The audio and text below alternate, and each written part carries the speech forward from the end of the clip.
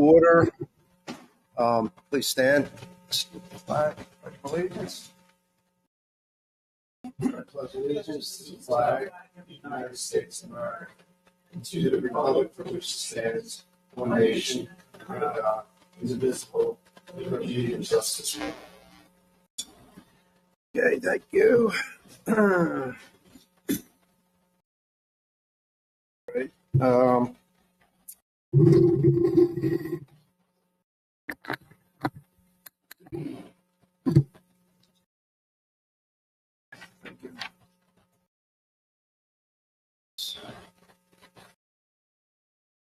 Okay. First of all, I'd like to introduce the board. To my right, Howard Mosley. Immediately next to him, Jim Holfelder, solicitor, Mr. Adam Mikowski, Matt Pavlowski. To my left, Cindy Charney. To her left, Pamela Andrian. My name is John Marconi. And our Township Zoning Officer, Mr. Bill Gavin. Okay, so we're here tonight. Consider the application of Rise Up Towers, LLC, property located at 565 Conchester Highway, Boothwyn, Pennsylvania, 19061. Mr. Solicitor, would you read the notice of the hearing, please? Yes, Mr. Chairman, the township records indicate that the following notice appeared in the Delaware County Daily Times on July 24th and July 30th. Notice is hereby given that the zoning board will hear testimony regarding the following matters at the municipal facility, 8500 Fury Road, Upper Chichester, PA, 19014, Tuesday, August 6, 2024, at 7 p.m. Case 8-124, applicant Rise Up Towers, LLC, property 565 Conchester Highway, Boothwyn, located in the I-C Industrial Commercial District. The applicant is requesting the following relief from the Chichester Township zoning ordinance. Special exception under section 600-71. Use is permitted by special exception in the IC Industrial Commercial District to permit wireless communication facility at the property, and variances from section 600-187.C3 wireless communication facility to situate the proposed 150-foot monopole 26 feet 6 inches and 82 feet 5 inches away from the property's rear and side property line, 112.5 feet as required. And the ad goes on to invite any person who would be affected by the granting of the application to appear at the hearing and be heard for against the application. Revise copies of the application are available. So. Okay, thank you. Do we have proof of posting of the property, notice of the application and hearing, Mr. Gavin? Okay. All right. Mr. Chairman, your code, the applicant under your code is required to make notice to the neighbors. We have letters. Did we get those in the packet? Do you have this to present? You could. Yeah, they can. You could bring them up to us. Yeah. Mm-hmm.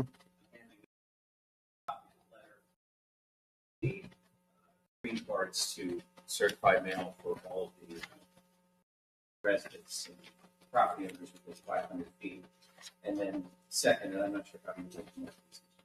We're going to mark them all. Oh, okay. So then we have 4 return. Okay. So, yep. So, will we be marking these? As it, In the next section. okay. Yep. Okay. Yeah, I'll do it. Okay. Like to make a part of the record the following: Exhibit B-1, copy of the applicant's application to the zoning hearing board. Exhibit B-2, which is proof of publication showing the notice of this hearing was published in the Delaware County Times. Exhibit B-3, which is the proof of posting. Exhibit B-4, notice to neighbors and green cards. And Exhibit B-5, all relevant sections of. See, I cheated. Okay, so we'll call that Upper Chichester. All relevant sections of the Upper Chichester Township Zoning Code. Okay, I would ask that the original of any exhibits submitted by any part be handed to the stenographer for making, which I got, for marking, and also to the solicitor to be included in the zoning hearing board's official record file of this case, which we just handled that. So thank you. Yeah. Okay. Now I'd like to call the applicant to present his case. Okay. And the applicant is represented by legal counsel. Good evening. Okay. Okay. Okay. Can you be sworn in, please? Right. He doesn't need to be, but Oh, witnesses. okay. So his. Sure.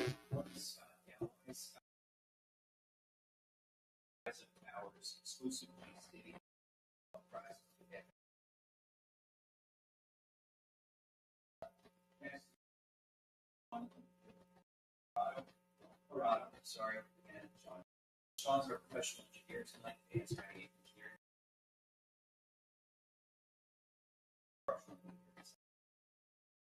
And then finally, we have Andy Peterson. Andy is our radio frequency expert tonight. Will testify.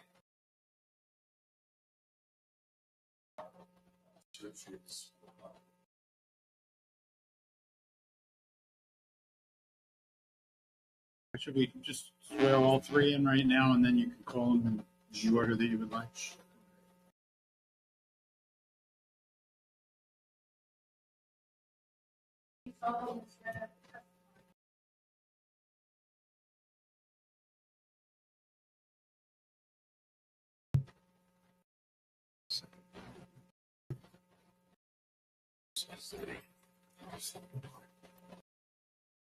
You housekeeping at.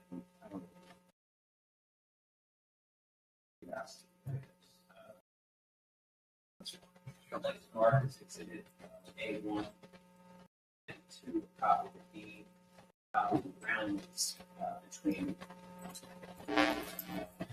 the owner, yes, family, partnership, LLC, and Verizon Towers LLC. So, just a quick introduction. So, the Verizon Towers started about 3 years ago, and started by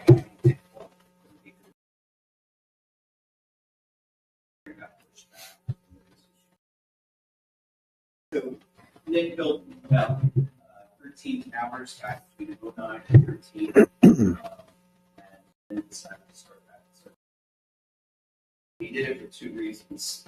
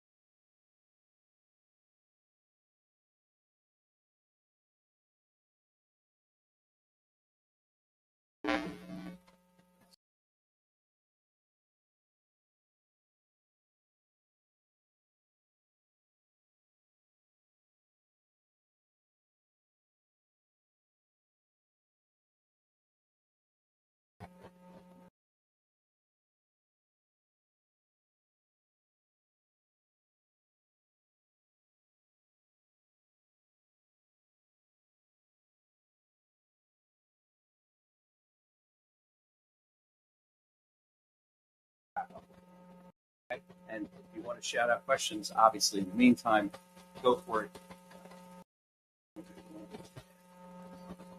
Try to speed it up. Yep. Mr. Galloway, please, if you may.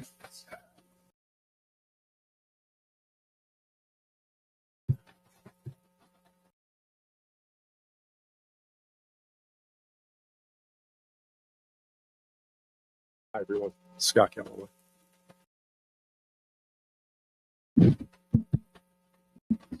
Okay, there we go. I'm Scott Galloway from Magnus Contracting.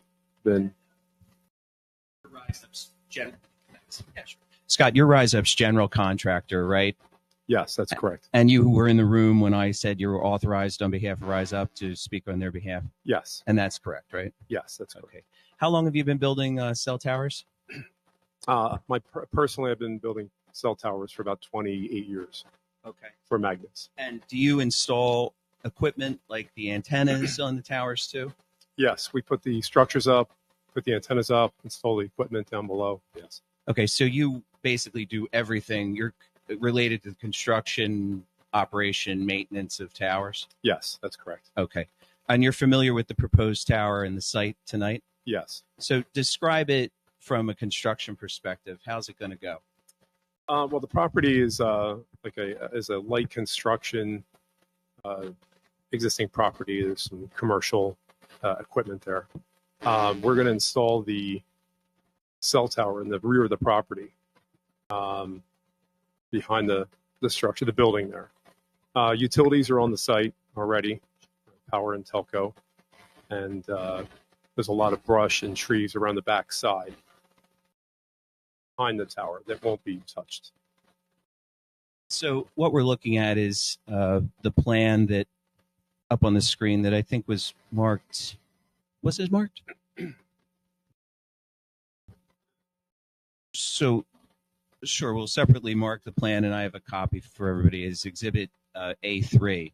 And Scott, what I'm seeing on A3 is, and I'm pointing to Manchester Highway, and now I'm pointing to sort of the middle of the drawing, and that is this site, right? Yes, that's correct. And then the little path back, what is this small path leading to the rear? That's an access easement back to the tower. okay. And then you're saying all of this surrounded by, this is all vacant land? That is all, yes, that area around there is trees and brush as far as I can see from the site. And that's to the north of the property, correct? Yes. And then to the west of the property, I see that there's a colorized area where it's green. Can you describe that?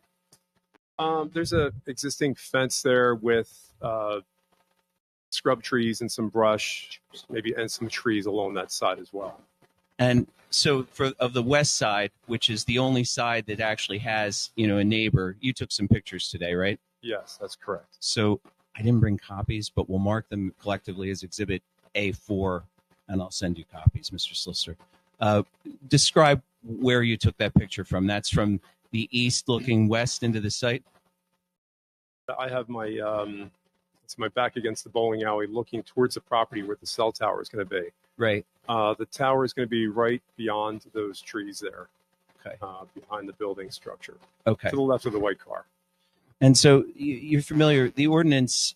You're familiar with the ordinance, right? The zoning ordinance. Yes. Okay. And you're familiar with its requirements that the site be screened and buffered Yes. with a fence around the compound. And we're going to put a fence around the compound, correct? Yes. A 8-foot high wooden fence. Great. And that fence is shown on the plan that we marked as Exhibit A3 that we don't have to go back to right this second. But it also talks about buffering the site with vegetation. And so from the plan, we know the site's going to be in the rear, right? Yes, behind the buildings there. And several hundred feet from Conchester Yes. Avenue, Yes. or Conchester Highway, sorry. And then this other site, which is the only other site that only other elevation that has a neighbor, is thickly wooded, correct? Can you repeat that again? So this elevation that you're seeing, which Yeah. is the one with the bowling alley, right? From the bowling alley's perspective, already has thick brush, right? Yes, that's correct. So, in your opinion, do you think extra landscaping is necessary? No, not with the wooden fence and the existing trees and brush there. I think it will conceal the cell tower site. Obviously, the tower will stick above that, but yes, the equipment down below will be covered by the existing brush. And you're going to preserve all that vegetation. There's no vegetation that's going to be removed for the cell tower Nothing's going to be construction. removed for the cell tower. And the base of the cell tower is all just gravel, right? It's not It's impervious currently, when it's done. proposed will be just a gravel surface inside the compound. Okay. And it's your understanding that if the board felt that evergreens were necessary anyway, that Rise Up would plant them and comply with that as a Yes. condition. But I have nothing further for Mr. Galloway. Open them for questions to the board, or I can Yeah, move I'd on. like to jump in real quick. So just to get our direction, orientation, you are in the bowling alley parking lot Yes, that's correct. looking east, Yes.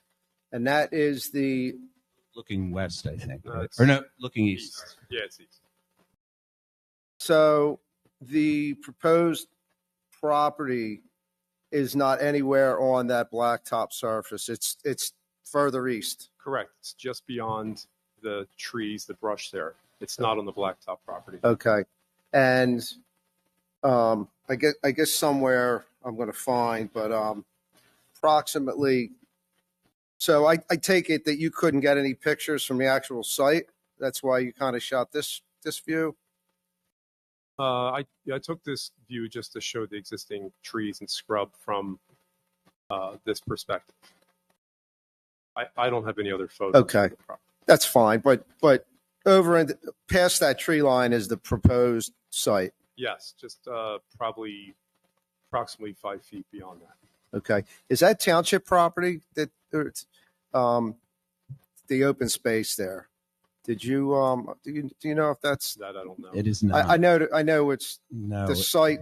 The site pad is Gessler property, but I don't recall the owner, but Okay. it's not township property. that's fine. It's Yeah. not. Yeah. What's the approximate height of them trees right there? Do you have any idea in retrospect to what the tower's going to be? Yeah, I mean, the trees are approximately, the lower brush is probably about 15, and I'd say the top of the tree is about 35, maybe Okay. 40, and the tower is 150, so it's going to extend above it. The engineer Sean just pointed out that Chelsea, what is it? Chelsea, it's on the plan. The Okay. owner's on the plan. Okay. Yeah, that. Okay. Thank you. No further questions from me. Board? Yeah, sure. So regarding that vegetation, has the site been surveyed? And do you know if that vegetation is on the bowling alley site or if it's on the Gessler site? Because who controls that vegetation? Could it be removed and, It's expose the tower? Yeah, it's an excellent point. And I believe we're going to have the site surveyed. We have to have the site surveyed eventually, but we like to get through zoning first, before we spend the whatever $6,000 that it'll take to survey the site. So, in the event the trees did fall, or someone did cut them down beyond our control, we would certainly accept as a condition that we planted evergreens, within whatever you wanted, 15 days, 30 days, for sure. We're not trying to avoid the requirement as much as we're just trying to show you, we might not need it yet, though, to your point. So certainly we'd accept a condition. Okay, thanks.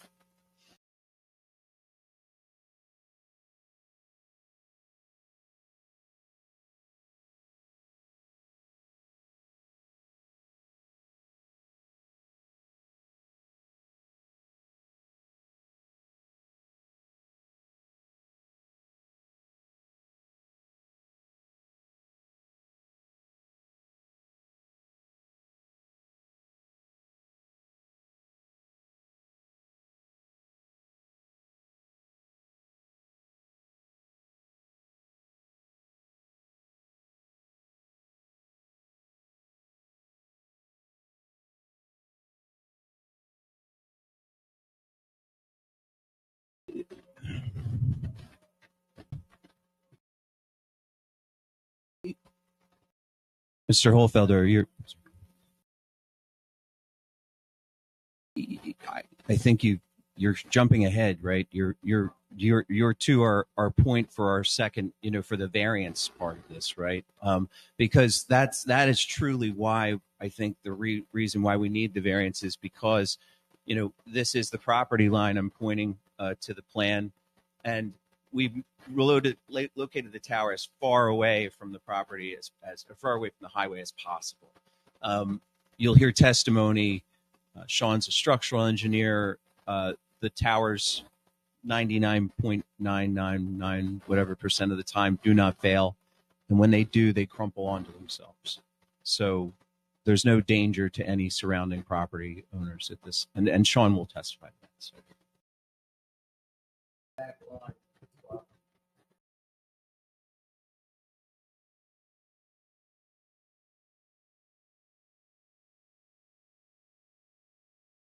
To switch to the next sheet.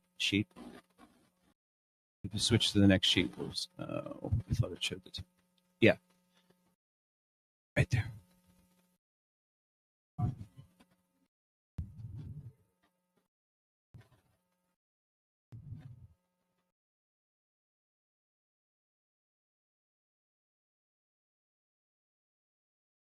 There's the entire area behind this is heavily wooded.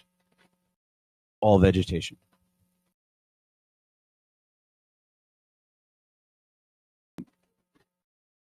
More vegetation and fence. And as you keep going, I said it wrong. You keep going east, you finally get to clearing some PennDOT, there's a PennDOT condemnation maybe land, and finally some residential far over there. Outside of the 500 feet, for sure.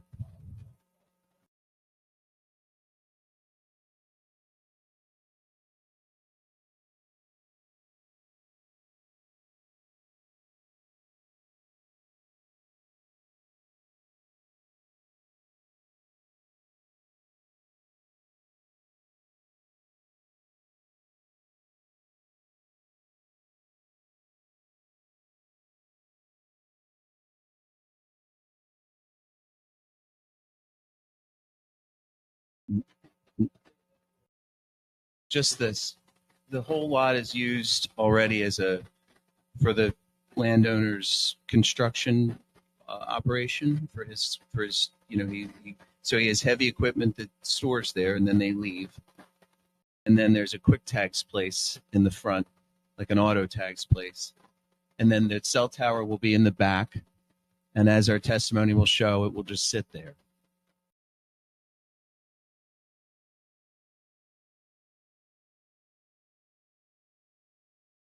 That's a compound where also, I'm jumping ahead. I'm answering too many questions for these guys, but that's a compound where they'll keep the ground equipment. And Scott can describe that in great detail if you want.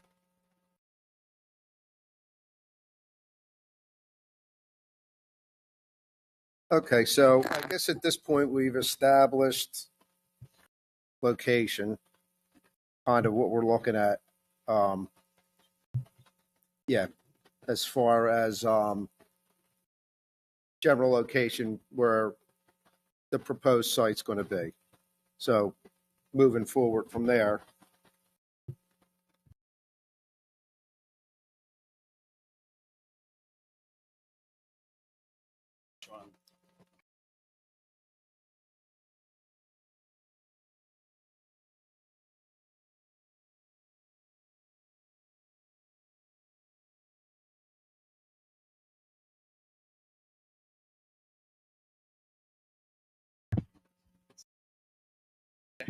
So, Sean, please introduce yourself to the extent I haven't already introduced you to the zoning hearing board. Sure. I'm Sean Gerardo. I'm a licensed engineer in the state of Pennsylvania and 8 others. I've been an engineer for a little over 8 years now, with most of that time in the telecom world. Sean, I'm going to offer Sean as an expert in civil engineering and structural engineering. Okay. Sean, you familiar with the plan that was submitted to the zoning hearing board as part of the application Yes, and that we marked tonight? Yep. Now, admittedly, you did not prepare that plan, right? that's correct. I did not. Okay, but you've reviewed the plan, Yes, I have. and do you agree with it as if you had prepared it? Yeah, I have no issues with it. Okay. So talk to us about the property and start with the existing conditions. So the existing conditions, I think, have been thoroughly described. It's I have numbers here. It says 2186 square feet on my notes. That's in reference to the compound that will occupy it. You're saying that's 2,186 square feet? I'm gonna have to check my notes on that one.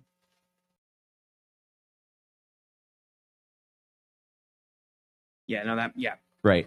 And the parcel itself is a 0.63 acre parcel? yes, Okay. And the property, as you've discussed, it's currently developed with a small Quick Tags office building and a construction company, right? yes, And the proposed location, you would consider it primarily commercial, light industrial in nature, yes, and the property's surrounded by a bowling alley, right? And as we've discussed, undeveloped vacant land, wooded land to the north and the east, correct? yes. Okay, and with some residential across Conchester Highway, and we measured that. How far is the residential from the proposed tower? So it's about 200 feet to the actual change in zoning. It's about 265 to the nearest residential property line, and about 330 to the actual nearest residential structure. And so the place where we've situated the facility, I understand there's dimensional variances that are required, but in your opinion, did we situate the tower far enough back to try to avoid views from Conchester Highway? Yeah, I mean, any minor variation within the compound is not going to be noticeable from the highway. And could we scroll up on the plan?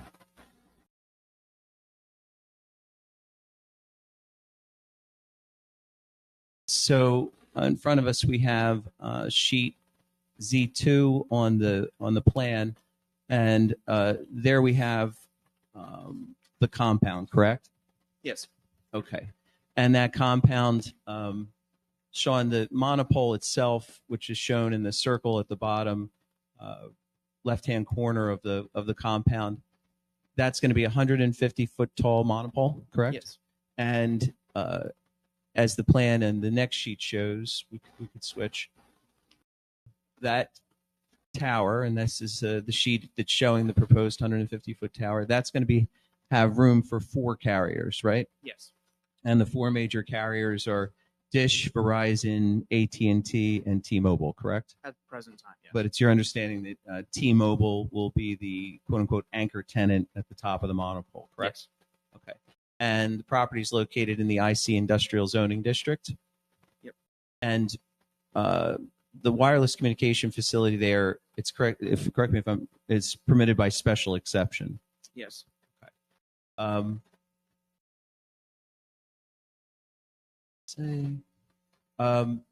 discuss the tower itself. One of the board members, you were in the room, brought up safety.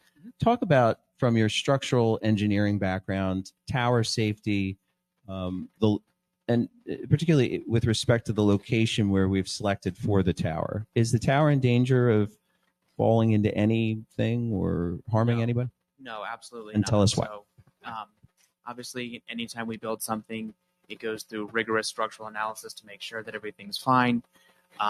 We put safety factors on everything. We don't design buildings that one more pound and they fall. We design it so that twice their load and one more pound and they fall. And we design them for the worst case scenario that they're ever likely to experience. A tower like this is designed for twice what the worst wind in 50 years will ever impose upon it. And in fact, over even just my relatively short time in the industry, the codes governing telecom installations have actually gotten stricter and stricter and stricter in order to really make sure that there aren't any issues. As equipment has gotten a little bit larger, a little bit heavier, they've tightened up the codes just to make sure that everything is fine. And it's your understanding that Rise Up would be, would follow those codes, but also be required to in the construction of the tower, Yeah, correct? nothing gets built without a permit. On the occasion that people start, the moment the inspector comes by, they get shut down and they don't get to do anything until they have that build permit, which I've seen happen. But nothing gets built without a permit. So, you're not going to hide this. so in your opinion, so the tower presents no danger to the adjoining property owners, correct? No, none whatsoever. And there's no danger to anyone from falling ice or debris, anything like that? No, so that's one of the major things that they have really tightened up with the codes over the last 10 years is not so much the tower itself, but everything attached to the tower. Older codes were a little bit, I don't want to say more lenient to give the sense that they weren't dangerous, but they've really spelled things out a lot more. Things generally don't fall off towers. That doesn't happen as long as they're built as we tell, as they're in the plans, which, that goes for every structure that's ever been constructed. And will the tower be able to withstand a gust of wind up to 100 miles an hour? In this area, it would be designed for about 115. Okay, great. And so any lighting, special lighting that you're currently aware of for the tower? I believe there's probably some down in the compound per the relevant codes. I mean, with respect to up top, FAA, you haven't heard of any? I don't believe we require any here. Okay. So I'm going to run through some of the ordinance requirements for the special exception. Is the proposed use, in your opinion, consistent with community development objectives of the ordinance? Don't see why not. Is the proposed use appropriate for the site in question of terms of size, topography, natural features, drainage, sewage, solid waste disposal? There is none. Water supply where there is none. Stormwater management, accessibility and availability of public service, and that adequate provisions will be made to protect sensitive environmental features such as streams, lakes, wetlands, slopes, and mature trees. Yeah, most of that isn't applicable to this planned installation. So as I'm looking over this in terms of size, the compound's about as small as you can make it and still fit everything that needs to be fit. Topography is not changing. Natural features aren't changing. Okay. There's no sewage. There's no solid waste disposal. Drainage, we're not changing topography, so that's not going to change. No water is needed. Stormwater management, see above, nothing's changing. Accessibility of public services, it's not a publicly accessible site, doesn't apply. And we're not changing any of the existing vegetation, so not applicable to the last bit as well. Okay. Is the proposed use compatible with the character of the surrounding neighborhood, that it will not interfere or detract from legitimate uses and adjacent properties, and that adequate measures will be provided through building design, site layout, landscaping, planting, and operational controls to minimize any adverse impacts caused by noise, lights, glare, odors, smoke, fumes, traffic, parking, loading, and signage? Again, the vast Yes. the vast majority of that is not. Okay. So will the proposed use be in the best interest of the township, convenience of the community, and public welfare, safety, public health, safety, and welfare? Yes. Will the proposed use promote orderly development, proper population density, and the provisions of adequate community facilities, services, including police and fire protection? Yes. Does the proposed use provide adequate off-street parking? What little's needed? Yes. Yes. Just as an aside, is it also your understanding that Rise Up Towers offers space on the tower, as we see like at the top, those whip antennas, to all public and emergency service providers, rent-free and free of charge? Yes. And they'll install it, and Scott actually does the installation. You just have to deliver it, and Scott will put it up for the township or whatever EMT or whatever use. Will the proposed use reflect effective site planning and design in terms of energy efficiency, environmental protection, and aesthetic composition? Again, see above. Yes. Thank you very much. I have no further questions for Sean, and I open them up for questions from the board. I have a question on you spoke about the proposed, so the tenant of this tower is AT&T? T-Mobile. Oh, I'm sorry, T-Mobile. So T-Mobile is constructing, they're the primary T-Mobile has builder of this? Rise Up Towers is the tower builder. Okay, T-Mobile is their tenant, subtenant. okay. Gesslers are our ground lessor. And a tower like this, how many, what do you call them, dishes or? How many are If you look outside your township building, Yes. it's exactly the same. That's the goal, would be to provide coverage for all four carriers, all four major carriers in the area. Provides that, when you provide that kind of space, and anyone of my experts can nod their head, you hopefully attract more carriers, and you also enable the community to have less towers, right? Because you're encouraging co-location by building a tower tall enough at the outset to for all carriers. And Rise Up constantly markets the tower. There's no signage on this tower of any sort? Signage? I mean, only advertising, any kind of signage? No signage whatsoever. How about lighting being emitted from, 50 foot and above? At this point, and as Sean testified, although it might not have been as clear, we have no indication that the tower will have to be lit at all from an FAA perspective. Okay, So, as opposed to one that we're building in Dover, Delaware, near the Air Force Base, which will have to be lit. So. And the only lighting that I'm kind of understanding is base lighting for Safety lighting. safety lighting. Scott, can you speak to the lighting? Yes, the lighting in the compound would be like a motion sensor, a couple small lights just for technicians to come after hours if there's an outage or something like that.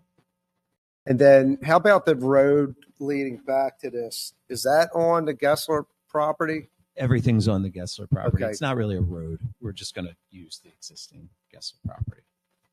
Okay. We're not constructing anything else besides the compound, and that'll be just gravel.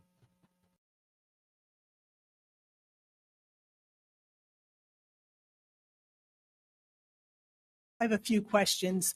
First, could you repeat the distances from the property lines that you mentioned earlier? Yeah. So it's about, and this is from the location of the tower specifically. It's about 200 feet to the residential zoning, so that boundary between the zoning districts. It's about 265 to the property line of the nearest residential property, so going over the residential road. And it's about 330 to the nearest residential structure.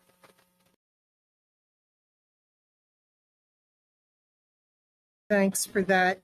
What about screening along the Conchester Highway? Will there be any kind of screening, fencing, vegetation, anything? Of the Gessler property? Yes. We would. But I mean, currently, there's no plan. There's no plan for and that. it would be visible from the Conchester then, looking north. It's in the very rear, and it's again Well, it could be. but we would accept it as a condition. Okay. Yeah, we're not. We really want to be unobtrusive. I mean, we picked the location in the back because we wanted to get as far away from the highway. But yeah, we would accept for sure. Do we know anything about the north side of the property and whether or not any development there would impact these distances that the ordinance requires? I don't believe we're aware of any proposed development. Once that was proposed, that would be able to answer those questions. But without a development being proposed, it depends on what gets proposed.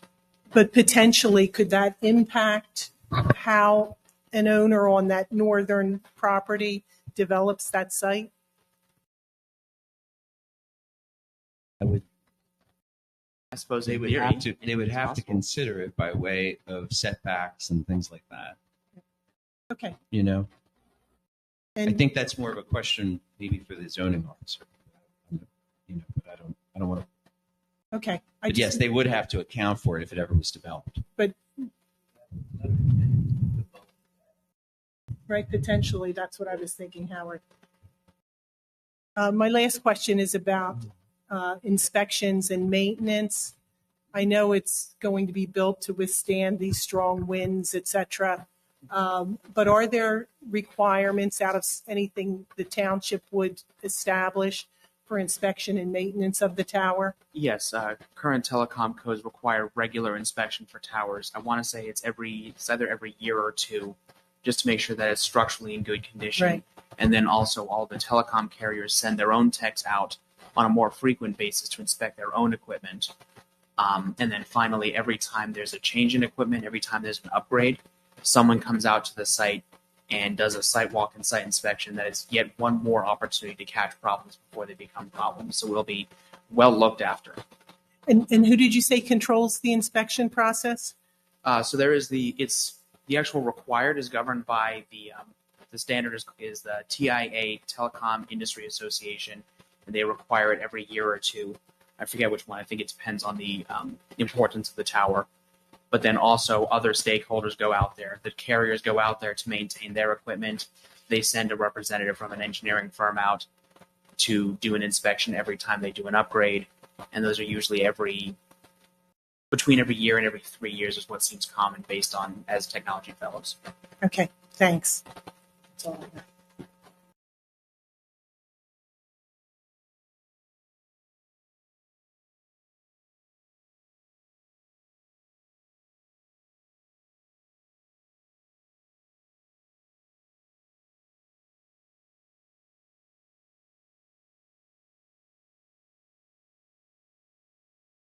Yeah, essentially, when we do have to look at fall radius analysis, it would be the height of the structure. So 150 feet is your radius. And that doesn't even extend to the highway. What about to the bowling alley? I have not measured that. Eyeballing it, it looks like the bowling alley is in the clear, but I have not measured it. And it's also your testimony, though, that the tower, when it does fail, and the percentage of chances of that happening are Yeah, I mean, towers don't fail. The ones that I have seen fail are under extreme, unusual events coupled with bad maintenance. how do they fail, though? Do they fall like a tree? It Or do they? depends. It could fall in many different ways. It depends on what failed at the moment, and a monopole fails differently from, say, a lattice tower. For a monopole, crumpling in half is one possibility, but it really depends. It depends on what the governing component, what is the most efficiently designed component. But again, all of those are designed to well beyond what they're ever expected to see.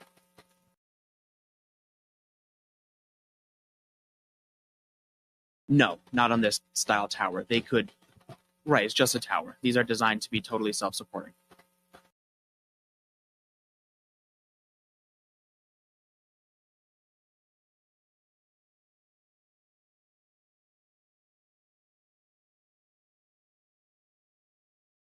I'm sure you could request or require it. It would go to, I believe, the owner is where it's required, but if that was a requirement of yours, I'm sure we could make that happen.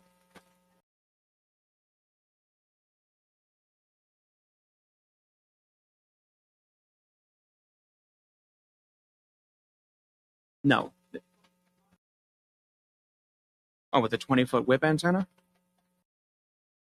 No, because it's 200 feet to the far side of the highway, and that's at worst the tip of the antenna would hit the very edge of the shoulder.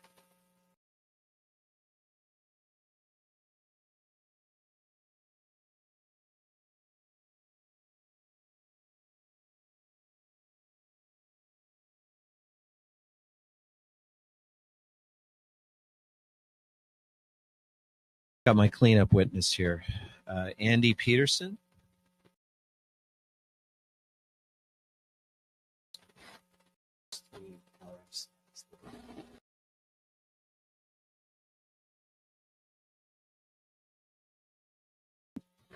Andy, go ahead when you're ready and introduce yourself to the zoning hearing board while we put your maps up. Sure. Andrew Peterson, radio frequency design engineer. My firm is DBM Engineering. I've been involved in the design of these types of facilities since 1997 when I was a co-op at Verizon Wireless, back when it was called Bell Atlantic 9X Mobile, if anyone remembers that. So I've been doing design of these types of facilities for a long time. Professional engineer in the Commonwealth, as well as seven other states. I have undergraduate and graduate degrees in electrical engineering from Lehigh University with specialty in wireless telecom. So I've asked the board to admit Andy as a expert in radio frequency engineering. So Andy, we have, let's see, 3 slides that you prepared, and we'll mark them as, I think we're up to Exhibit A5. And we'll mark them collectively. And tell us what they show. And we'll start with the one that we have. We'll just call it Slide 1, existing T-Mobile in-building coverage. Sure. So first and foremost, this is a map. We've got the 322 most prominently here, and then some of the other major roadways are shown. We also have the township building, right? Is that the monopole there? Yeah, this is where we are at the moment. We have other typical map features, lesser roadways, parks and things are shaded differently. And then we have some T-Mobile specific information because after all, we're here from a radio frequency perspective because T-Mobile needs a site here. The reason they need a site here is because, as was mentioned earlier, that they're currently installed on a billboard that's just west of our proposed location. And that billboard has been condemned by PennDOT. T-Mobile's got a pretty modest installation there. It's very hard for them to get their full antenna array on a billboard because billboards are just not designed from the jump to support antennas. So when carriers use them, they're stuck with what the billboard can support and kind of the logistics of installing on a billboard. So they have a rather modest install there, and it's only maybe 55 or so feet off the ground. So it's providing service. And what's shown in green here is the existing reliable in-building coverage for T-Mobile. So this is areas shaded in green are where T-Mobile has strong in-building coverage. And that is, after all, their goal for their subscribers to have reliable service, not just out on the street, not just in a car, but even in a robustly constructed building like this one, glass and steel building, where there's more attenuation of the signal to get into the subscriber. So that's what they're showing here. And there is, from the billboard site, there's about a 3/4 mile or so stretch of the corridor here that's being provided with coverage. And that's what's going to be lost once that installation at the billboard is removed and the billboard condemned, as well as some of the areas north and south of the 322 corridor. And so if we go to the next slide, that's proposed T-Mobile in-building coverage. And we see in the middle of it, proposed monopole. I'm assuming that is the proposed site for the monopole, right? Right. Yep. Look at all that green. We have green everywhere. Can you describe what that means? Sure. So we're replacing the anticipated lost coverage due to the situation with the billboard. And we're also, by virtue of this being a bit taller of a facility, with a full array of T-Mobile's antenna in the fashion that they like to install now, we're able to add a significantly greater area of strong in-building coverage, extending most notably to the north to all the residential areas that surround Cherry Tree Road, which is right in here. And then some other areas that to the south also that we're and also to the west. That To give the board a better idea, why don't we go to slide 3, which is where we see in blue, right, the gaps that are being filled in by the new improved, taller facility, correct? Right. So this compares the existing coverage from the billboard with the proposed coverage from the new tower site with the antennas at 147 feet center line, leaving everything else the same. So the only difference here is we're swapping the sites, and the coverage loss is minimal. There's a couple kind of pixels down here, which I think just by virtue of the way the ground runs there, and the antennas, but it's overwhelmingly positive as far as coverage gain, and you can see the areas where that coverage gain is expected. Any chance this is going to interfere with anything else? Any other services? It doesn't interfere with anything? No. T-Mobile's licensed by the FCC. By virtue of that licensure, there'll be no harmful interference with other users of the radio frequency spectrum, Wi-Fi routers, television broadcast, AM/FM broadcast, even other users that we anticipate will co-locate. They co-locate about 10 feet apart, and there'll be no issues there either.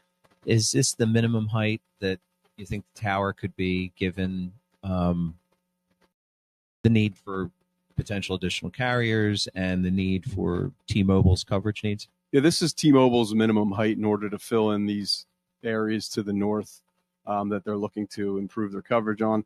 It also is an adequate height to attract co-locators, which I think is in the best interest of the township to kind of keep the carriers there to minimize their proliferation of these types of structures. Could this area have been served with microcells, something other than a cell tower? No, microcells, small cells, they're often called. They're a great tool for providing service in more dense urban areas where we're looking to just fill in service at the street level, on the street, and in the right of ways. We could never really expect to provide this level of kind of umbrella service over a wide area with the use of small cells or microcells. Andy, are there any existing structures within a mile of this site that would be suitable for T-Mobile's use? And I think I left my copies of your letters over there, so I don't remember exactly what the letters are. But did you prepare a letter that will mark as Exhibit A6, confirming that you analyzed this and looked at it? And could you discuss that for us? Sure. Yeah, the ordinance requires that we scrub the area in a mile radius surrounding a proposal like this for any existing tall structures or telecommunications facilities that may be used as co-location opportunities before we propose the installation of a new tower. The only thing that we found, well, first I should say it's always T-Mobile and all the other carriers' preference to co-locate on existing tall structures. Much cheaper, much faster to market, and usually avoids at least a part of a permitting process. In this case, there was nothing that was useful to us. The only tall structures of note are a line of utility structures with the nearest pole about a quarter mile southeast. They're high tension lines. I believe it's AT&T that's located on one of them, and that's about a quarter mile southeast. The issue with using high tension lines is we really can't access our antennas or now the radio equipment that we put behind the antennas. 15, 20 years ago, they were an attractive co-location opportunity because we had only antennas up there. At the time, that the technology and the frequencies we used were pretty stagnant. And that's changed a lot now, so we have to access the antennas pretty often, but more so than the antennas is the radio equipment. The actual radios that used to reside on the ground, we've now moved them up behind the antennas, and they're connected to some ground equipment through fiber optic cable. So with active pieces of equipment up there, there's higher likelihood of outage of the equipment. There's a quicker upgrade timeline for some of that equipment as things are rapidly changing. So we need to be able to access the antennas and the radios up top much more frequently. And with high tension lines, it's really not possible. We have to schedule an outage. Sometimes scheduled outage, they get canceled. It can be years before we can access the antennas. So it's really created this untenable situation for the carriers where they're now jumping off of those high tension lines. And I suspect that carrier, if this site is approved and constructed, I suspect the carrier that's on there, I think it is AT&T. I suspect they'll be looking at this site as an opportunity to move off of that utility structure. And this letter dated August 5th from your office confirms that there's what you were just saying, right? There's no other structures. So That's right. Right. And we've marked this as Exhibit A7 or A6. Sorry. Let's look at that. Andy, also, you did another letter also dated August 5th that I'm going to mark as Exhibit A7. And that basically summarizes all of your findings that you're testifying about this evening, about the location of the tower, about documenting the need, about emergency services, et cetera, right? Correct. And I just put that into the record. Okay. So, Andy, let's talk about safety, okay? You did a letter also dated August 5th, which we'll mark as Exhibit A8, and that talks about electromagnetic activity at the tower. Talk about why this isn't not going to hurt us. Sure. So, yes, it did pen a letter. The subject is electromagnetic exposure analysis. The FCC has very specific guidelines as far as the deployment of these facilities and how we analyze the exposure that they generate to electromagnetic emissions. Those guidelines are found in the Office of Engineering Technology Bulletin 65. And that document not only gives us the criteria for safety around these facilities and what are acceptable levels of electromagnetic exposure, it also prescribes the formulas that individuals like myself are to apply when we have a facility that's proposed. We can't go out and measure it because it's not there, so we use the formulas, which are really some basic physics formulas that have to do with propagation of electromagnetic energy. And then we apply the specifics of the site, so the antenna make and model, the height of the antennas, the power output, the antenna patterns, et cetera, et cetera. And then there are some upper limit assumptions that are also applied, which include 100% ground reflection, as if an individual was walking on a mirror, which will double the incident power, which quadruples power density, and that is the measuring stick in which the guidelines are written. So that one assumption can provide an output that's 4 times greater in action than what's actually incident on an individual in some cases. And then there's other upper limit assumptions, including 24/7, 365 exposure, exposure in the main focus of the antenna, where the gain is the highest. And so all of that amounts to right. So that it's not going to cause any. Even if we assume all those upper limit exposure assumptions, in this case for this specific proposed facility, the levels would be less than 1.5% of the applicable FCC standard. So we'll be compliant by quite a large margin here. Yes, they are. These facilities are usually, and this is no different, they have a triangular platform on top, and we have directional panel style antennas that are affixed to the 3 faces of that triangular platform, much like the site out here. And so those directional antennas will point in a specific direction, usually those 3 directions that are about 120 degrees separated in the horizontal plane to cover 360 degrees around the site. So at the radios, which are, up behind the antennas, about 160 watts out of the radio. And then there's some antenna gain that will basically shape that signal and direct it mainly toward the horizon with just a little bit of down tilt. So the focus of the energy is basically out toward the horizon. If you're really close to the site, the vast majority of that energy is passing overhead, but there is enough, kind of like a lighthouse. If you were at the base of a lighthouse, it wouldn't be bright, but there'd be enough light to see your shoes. That's kind of how these these operate as far as where the energy is directed.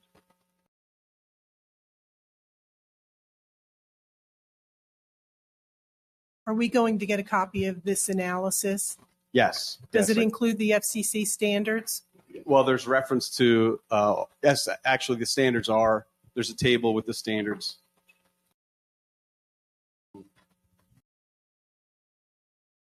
On page 7, there is a table which gives the FCC exposure limits for general population at each one of the bands, the frequency bands that T-Mobile would be proposing, because it is frequency dependent.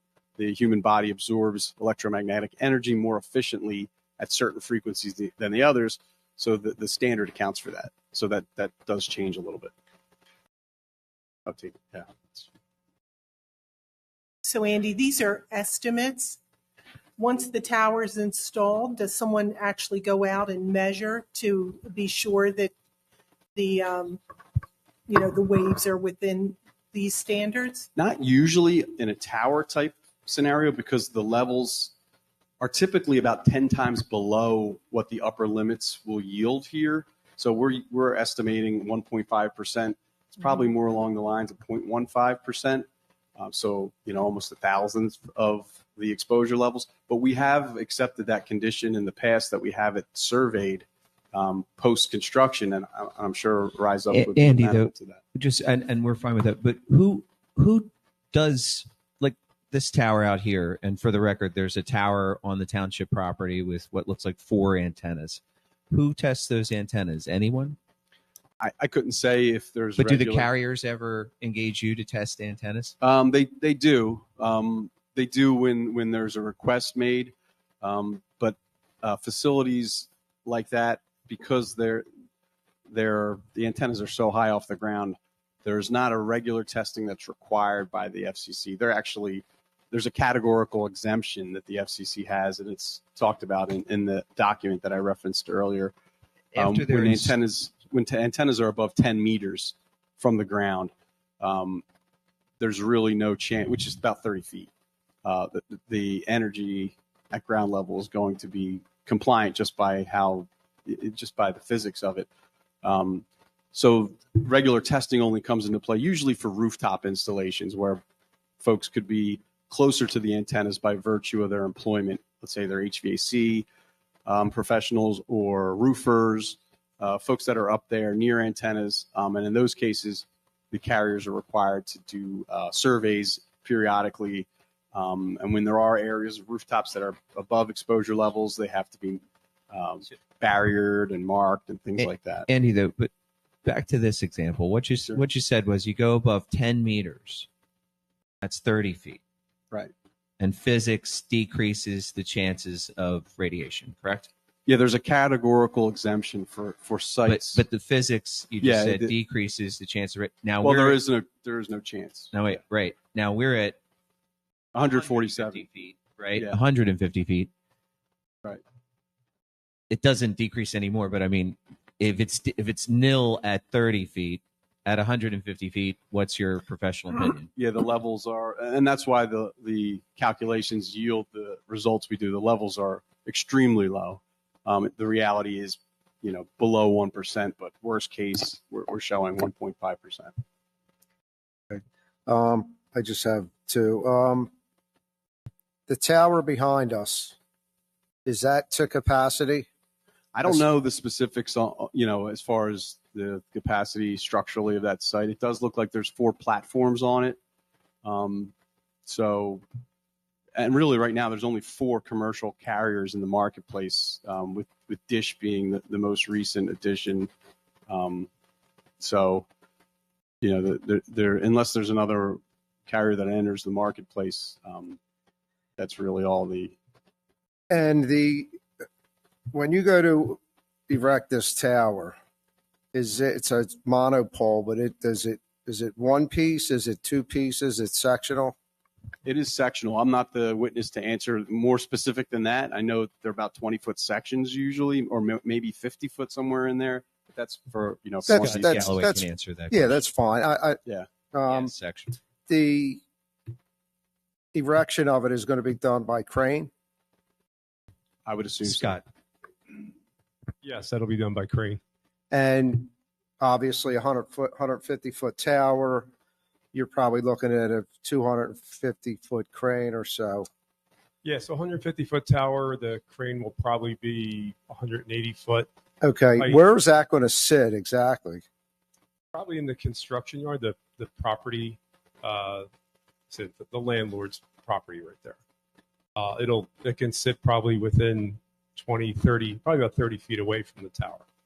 Okay, and It's being about built in 1 sections, you're not going to be bringing in a 150-foot piece of Sections are steel that's typically- going to be flown and Yes, their sections are about 40 to 50 foot long, typically. So this tower will probably be 3 or 4 sections. okay.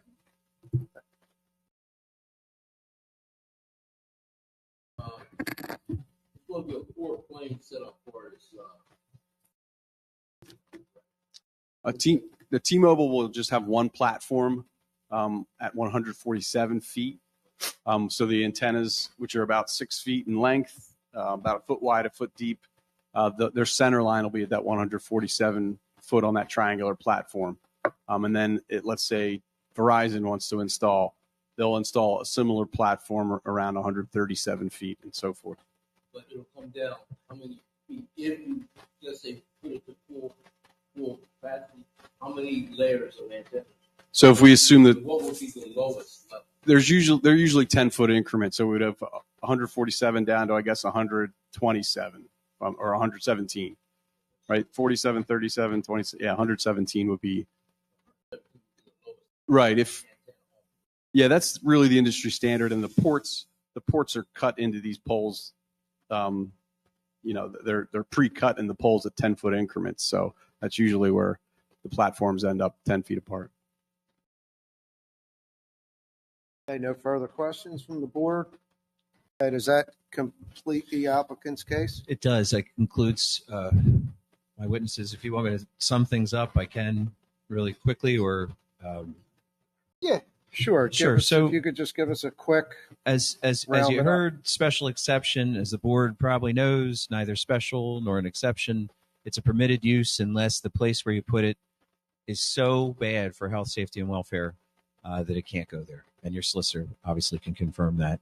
But in this instance, we've proven, first of all, a need for it. If T-Mobile loses coverage, you're going to have potentially hundreds and hundreds, with the highways, thousands of people who could be affected by it. The applicant has searched wide and low, or high and low for a location that is appropriate, that is commercial / industrial in nature, that is away far enough, or at least away from residential, which is very difficult to get in this township. And with respect to the dimensional variances, if we were to comply with the 112.5 foot requirement for the setback, it would place the tower closer to the road, closer to residential, closer to things that we don't want to place near or the tower to be located near. So that, I think, justifies the special exception, and the request for these dimensional variances, which, as you know, are to be given a little lesser evaluation, under the law. I think we've proven a necessity for them and a necessity for the tower. And I think it's in the best interest of the public. So thank you very much, and I appreciate your time. Of course.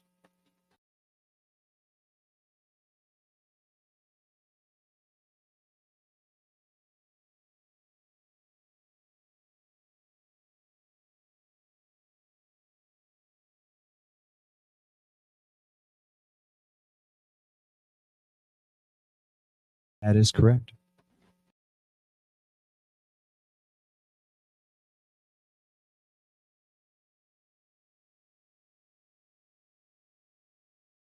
I don't have a planner here, and I think I would need a planner, to testify. I mean, if you want my opinion, I've been doing zoning law for 20 plus years. The whole area is commercial / industrial in nature. And so whatever use you get back there is going to be commercial / industrial. And to develop, this property, you still need to contend with both existing properties. And the Gessler family partnership isn't going, anywhere. So whatever development came in on the Chelsea would have to take into account the Bowlaroo, would have to take into account the Quick Tags place, the construction yard, and the tower. And when you're looking at industrial and commercial areas, they want coverage, so while the tower, I understand where you're coming from, there would be a setback, things like that. There would be a setback anyway from the property. But also, when reliable coverage comes in, it can attract businesses. It can keep your residential happy, keep your businesses there. So it can be a positive as well as, the way you're seeing it, maybe as a potential negative. That would be my answer. What's that worth? I don't know. I'm the lawyer. Can I just real quick, and then we're gonna take 5. I think and I'm on the same page as Mr. Mosley. If there was anything that was to be constructed as far as a commercial or industrial business behind that location on that property, it's just the zoning setbacks that come into effect. That the height of that tower does not affect any building or space or anything that will be built back there because of the fact that it's 150 foot. Any building that will be put back there would just have to fall in the requirement of setbacks. In my opinion, and I think the testimony has shown that first, the towers fail so infrequently that they really don't impact anything, right? And so, no, I would say Rise Up built its first tower in Bucks County. I don't know if the board's familiar with the Sesame Place water tank. The Sesame Place water tank was decommissioned, demolished, and then they built a tower. That tower sits where that water tank sat between 2 office buildings. It doesn't impact, that kind of, you mean from a physical maybe standpoint, it's not going to impact development. It's zoning that's going to guide development, and land development will account for all that. Yep, we can. 1 minute. Any members of the public wishing to offer testimony, comments in favor of granting the relief requested by the applicant? Nobody? Okay, any members of the public wishing to offer comment or testimony in opposition to the granting of relief by the applicant? Okay, seeing none, if there's no further questions,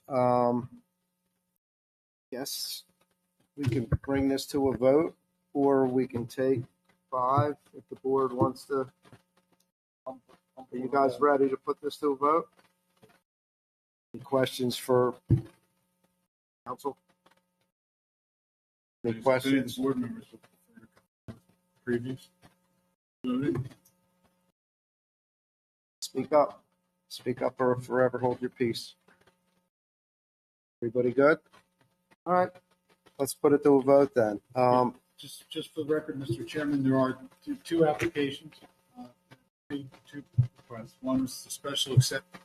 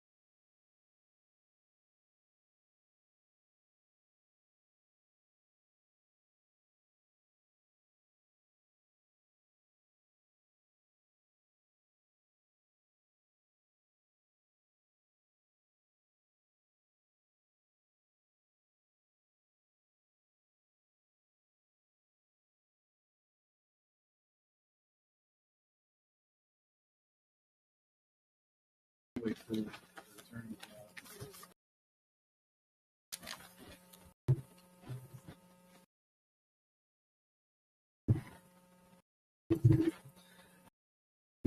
And then my big thing is the township ever wanting to put some kind of an emergency beacon, something, communication.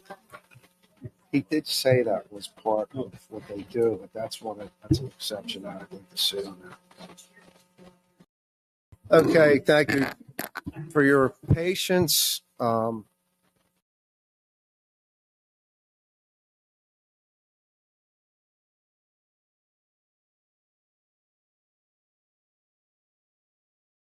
Adam? Chairman,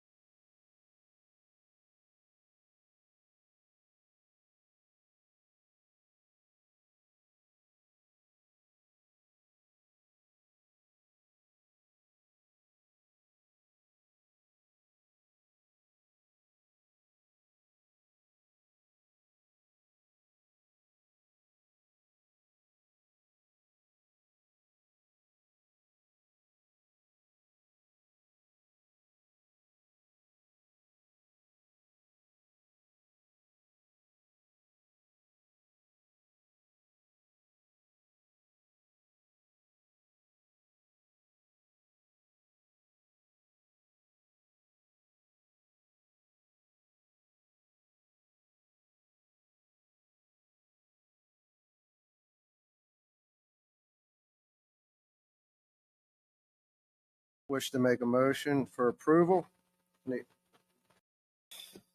Mr. Mosley, anybody second? Okay.